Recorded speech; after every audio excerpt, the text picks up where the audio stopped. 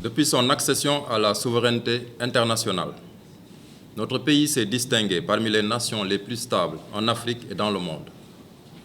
Malgré la survenance, par moments, de tensions politiques sporadiques, il est important de relever que le peuple sénégalais et la classe politique en particulier ont toujours su surmonter les divergences de vues pour préserver l'essentiel, à savoir cette volonté de vie commune qui a été et qui doit demeurer l'essence et le ciment de notre nation. L'État du Sénégal s'est ainsi illustré, et depuis longtemps, comme l'une des démocraties les plus inclusives, notamment par son attachement à la liberté d'association et d'expression, érigée en droit fondamental par la Constitution, mais également son option assumée pour le pluralisme politique. Pour préserver cet acquis, dont tout observateur attentif sait qu'il n'est jamais irréversible pour un État, il doit veiller à ce que les instruments de la démocratie ne soient pas utilisés contre la démocratie, en devenant le prétexte à des attaques violentes contre les institutions de la République, les citoyens et leurs biens. L'exercice de ces droits constitutionnellement garantis obéit à un certain nombre de règles auxquelles aussi bien l'État que le citoyen demeurent soumis.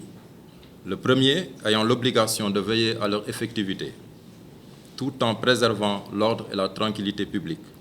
Le second devant tenir compte des limites que lui impose la loi, seule expression de la volonté générale dans une démocratie représentative.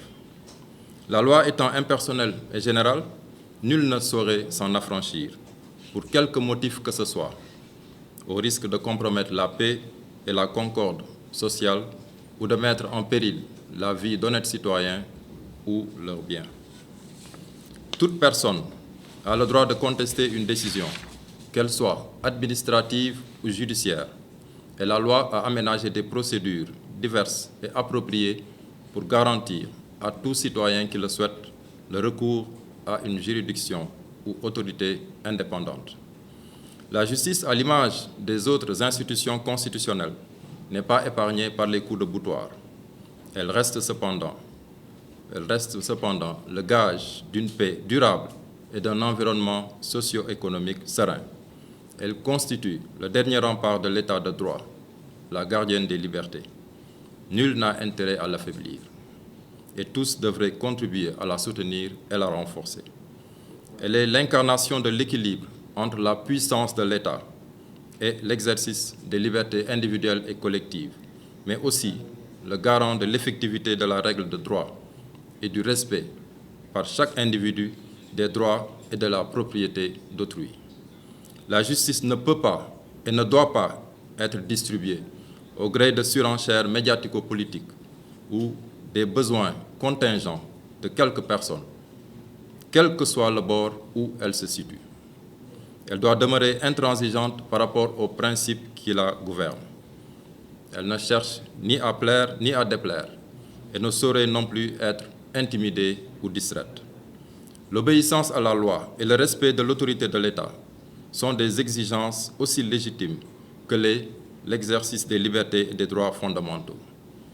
L'un ne peut pas aller sans l'autre, et nul doute que la justice saura veiller à leur effectivité sans que cela ne puisse d'une quelconque manière compromettre l'ordre ou la tranquillité des citoyens. Cet équilibre est une quête permanente et la justice est le seul mécanisme apte à en garantir la pérennité. Je vous remercie de votre attention.